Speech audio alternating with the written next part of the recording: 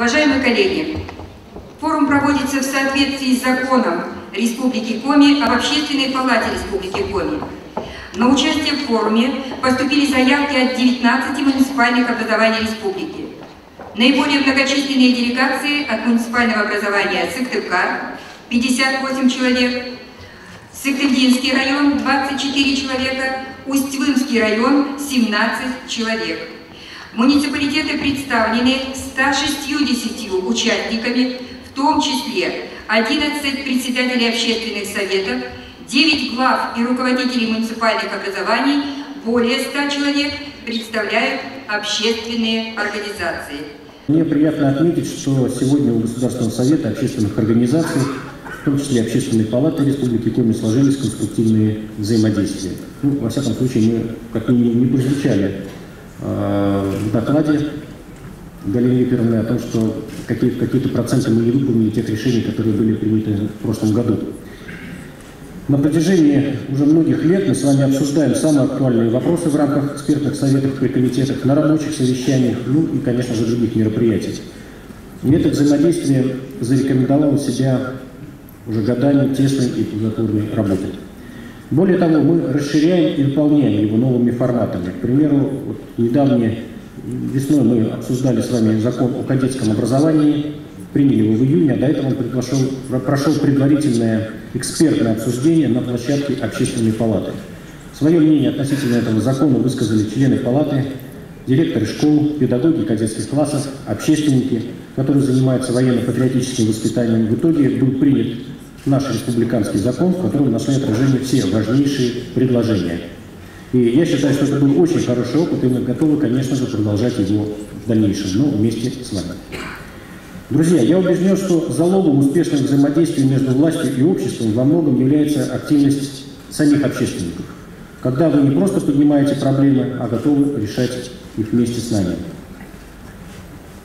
Ну, активность Общественной палаты и в этом отношении показательный пример сегодняшних выборов, которых у нас предстоит 13 сентября. У нас 9 членов палаты являются кандидатами в Государственный совет Республики Коми. И, судя по всему тому, что я вижу, свои кампании они ведут достаточно успешно. Поэтому я бы хотел им пожелать прежде всего успехов.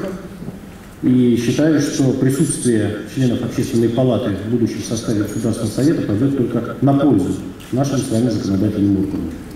Дорогие земляки, дорогие друзья, это зал для меня родной, родные лица, и видя вас, я счастлив, что могу сегодня быть в Республике Коми. Так сложилась жизнь, что, к сожалению, это становится весьма сложным. Сегодняшняя моя должность председателя комиссии палаты по местному самоуправлению, ЖКХ и социалке, она, вы представляете, что из себя представляет, если учесть, что я еще член наблюдательного совета по реформированию ЖКХ Российской Федерации, зам Степашина, председателя президиума Министерства строительства ЖКХ и член Координационного совета правительства России и член президиума Совета Федерации по Арктике и Антарктике. И вот все эти ребята, которые выше, они все, надо, Игорь Ильич, что? Надо, Игорь Ильич, это. Поэтому вот сейчас, Игорь Ильич, прилетел к вам, счастлив, что это получилось, потому что эта командировка началась в Архангельске, потом из Архангельска в Сыктывкар, Коряжму, Сыктывкар, Москва, Улан-Удэ, Нижний Ангарск, Северобайкальск, Братск, Новосибирск, Москва, Воркута и дальше уже по Коми. Ухта, Сосногорск, Ухтыл. До этого 16 дней командировки, сейчас 21 день командировки. И, конечно, сказать, что это приятные командировки, это будет неправда, поэтому из всех этих командировок сегодняшняя встреча с вами – это самый, наверное, прекрасный момент из того, что я посетил. Потому что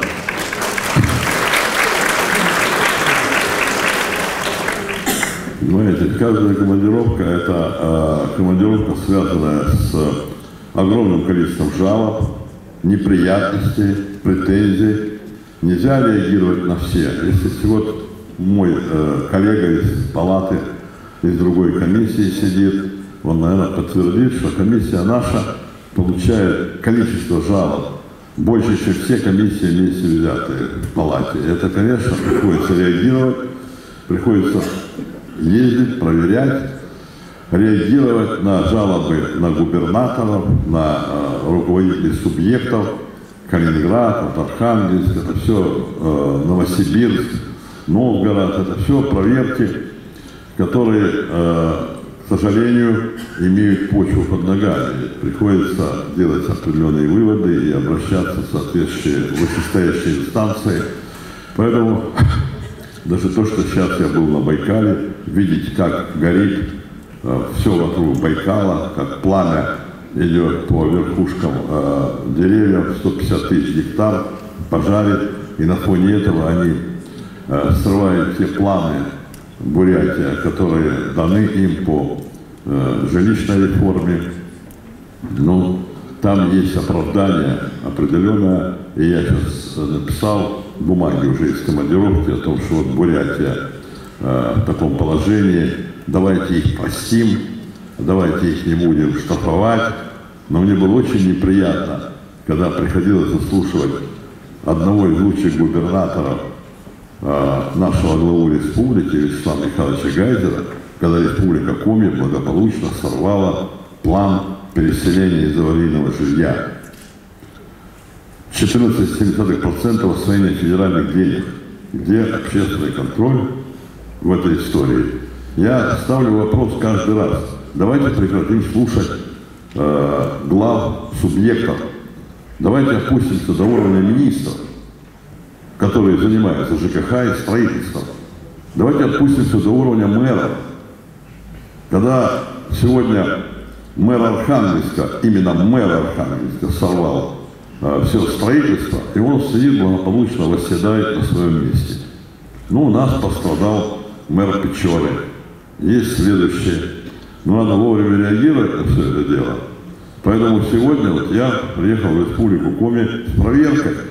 Я взял 4 города проверить, вот, которые я назвал: Воркута, Вуктыл, Ухта и Сосногорск. Ну, есть достаточно неприятные моменты, которые сегодня на комиссии, на круглом столе мы обсудим. Хотя есть и положительные примеры.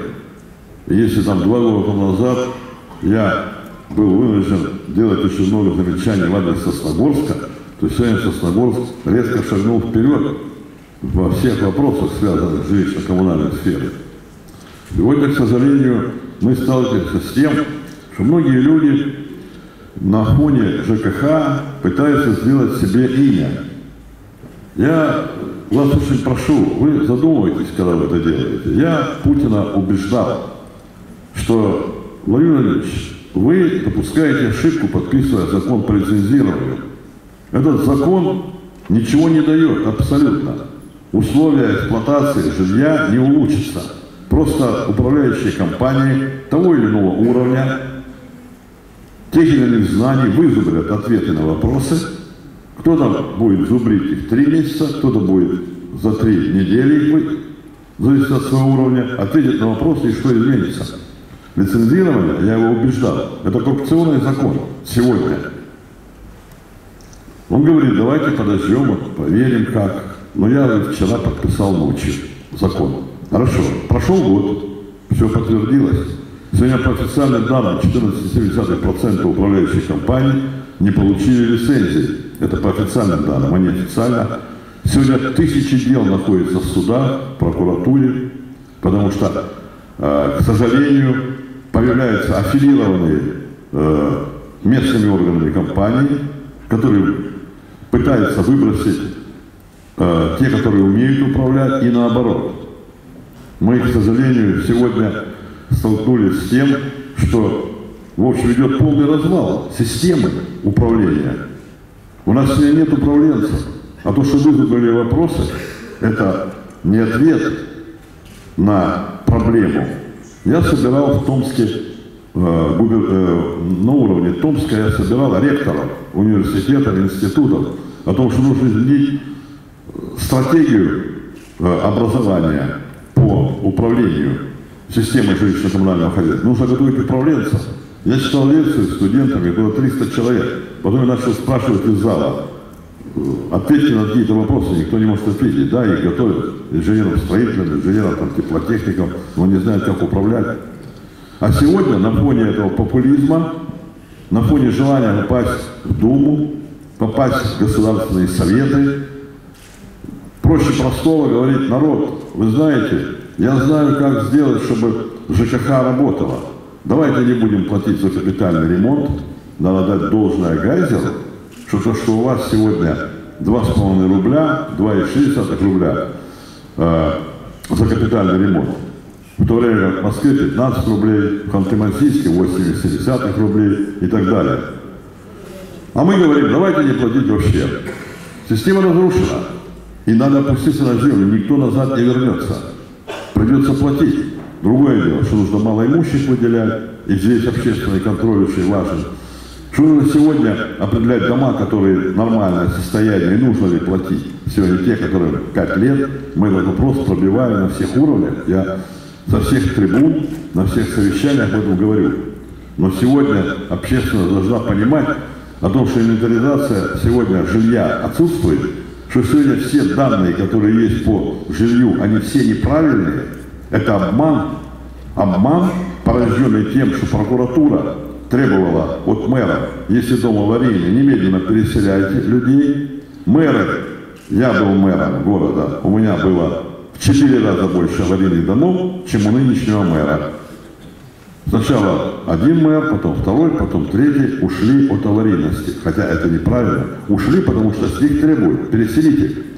Я написал письма и в Конституционный суд, и в Верховный суд, и Генеральную прокуратуру «Чайки» о том, что нужно прекратить вакханалию, и нужно сделать, я обратился к Путину, и Путин дал команду сделать инвентаризацию правдивую в стране, чтобы люди знали, сколько сегодня жилья ветхого, сколько аварийного. Было совещание в Счетной палате России, и я готовился, я позвонил мэрам городов, в том числе свой любимый город Воркуту, Магадан, Норильск. Ни на один вопрос ответа нет. Благополучно уничтожено в стране БТИ, и поэтому сегодня, естественно, мне говорит Шумейк, а мы пользуемся теми данными, которые были еще от вас. И это по всей стране так. И здесь общественный контроль очень важно подключиться. Но когда мы говорим сегодня о том, что вот мы все изменим, я глубоко уважаю тех, которые сегодня идут в Государственный совет Республики Коми. Я глубоко убежден, что это люди искренне верят, что они изменят ситуацию. Но они не совсем понимают господина Миронова, который восседал на кресле руководителя, третий человек в стране, где он был, когда мы принимали гражданский кодекс, жилищный кодекс. А сегодня он машет руками, что он все изменит. И сегодня в Думе голосуют благополучные, принимают законы, которые не должны приниматься.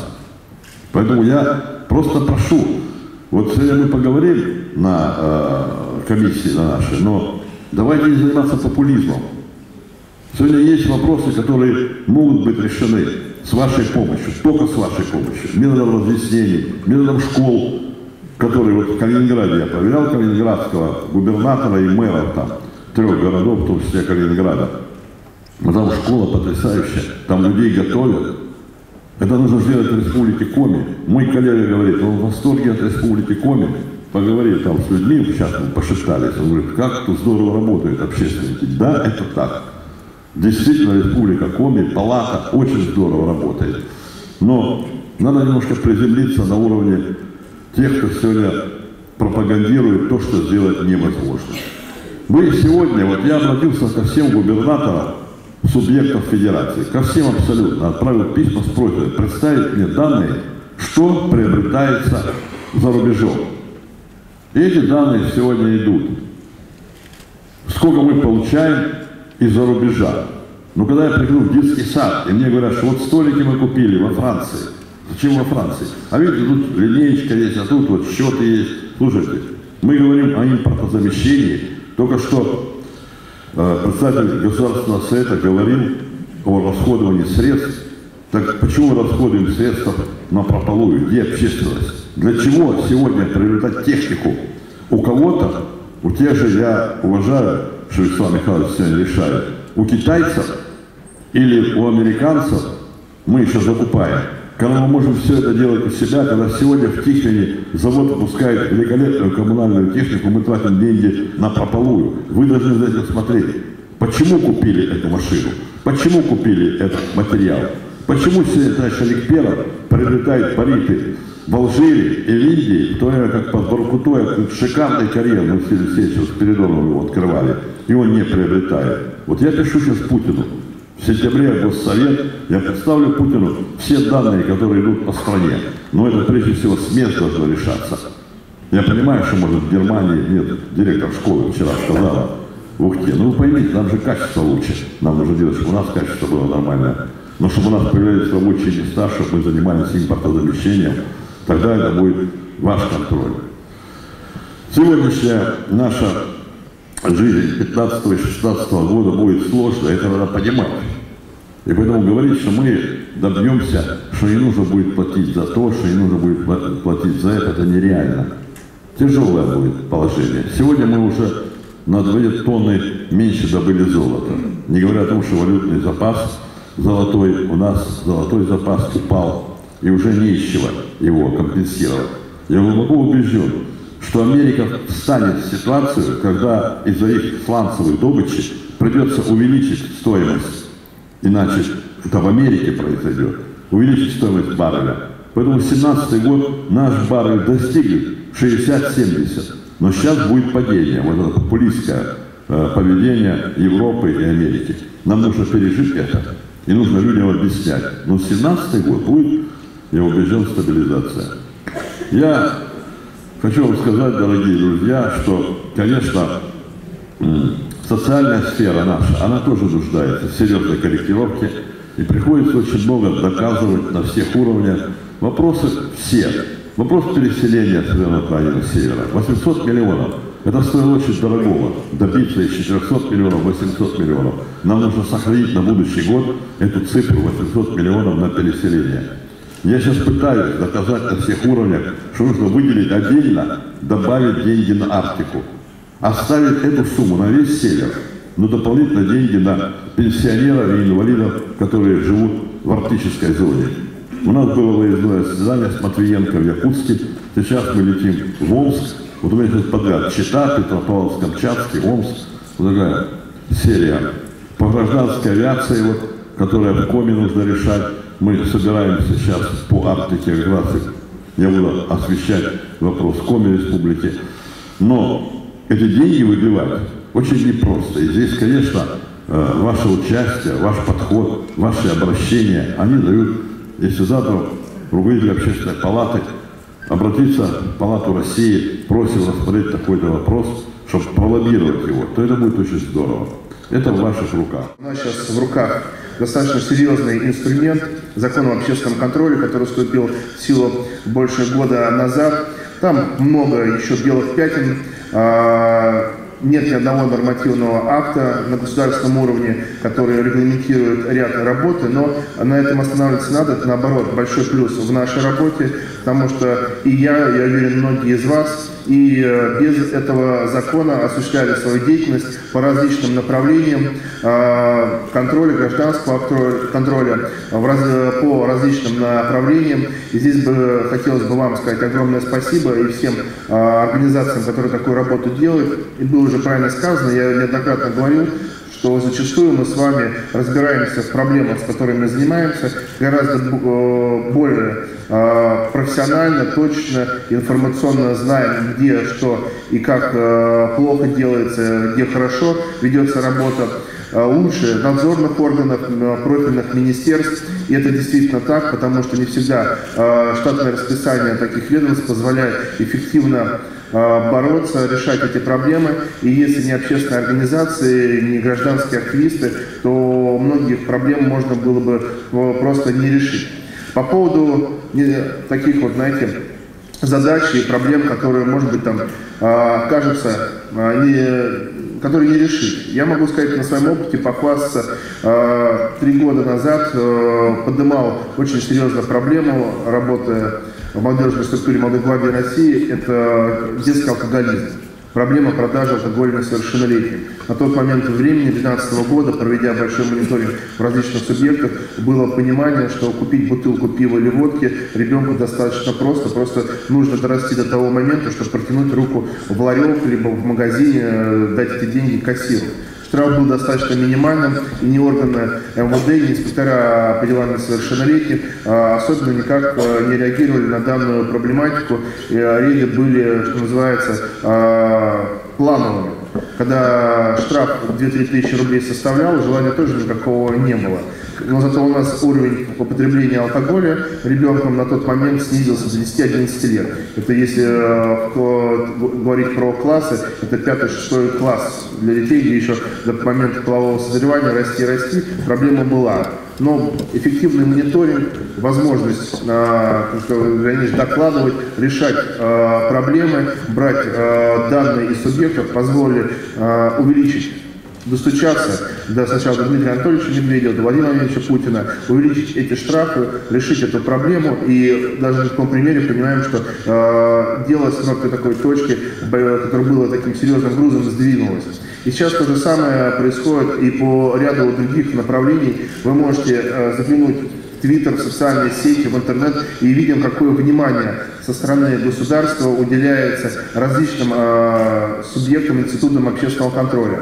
На слуху честные закупки, контроль конкурсов, грантов, распределение финансирования, проверки, которые делает Общероссийский народный фронт в различном направлении математикам. Сейчас будет буквально с дня на день большой форум по здравоохранению, где уже все открыто говорят и выступают, что те данные, которые говорит Министерство здравоохранения, не соответствуют истине и действительности, то, что происходит на местах. И многие специалисты по другим ключевым направлениям эту информацию говорят и действительно доносят до руководства страны. Вот Игорь Ильич правильно сказал, я подтверждаю, в общественную палату иногда бывают такие месяцы, что до 90 обращений это по линии ЖКХ.